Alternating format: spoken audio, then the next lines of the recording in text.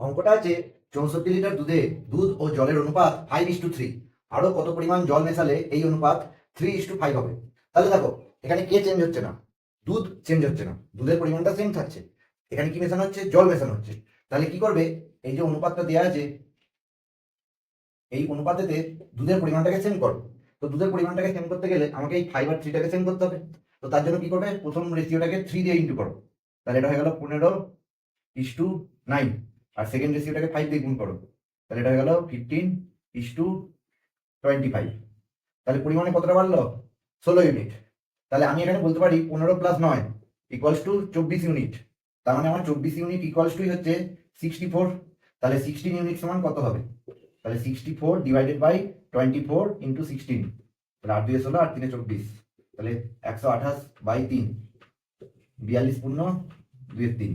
তাহলে কতটা জল মেশাতে হয়েছিল? না 42 পূর্ণ 2/3 লিটার জল মেশানো হয়েছিল। এরকম ভিডিও আরো পেতে আমার চ্যানেলটিকে সাবস্ক্রাইব করো। Thanks for watching.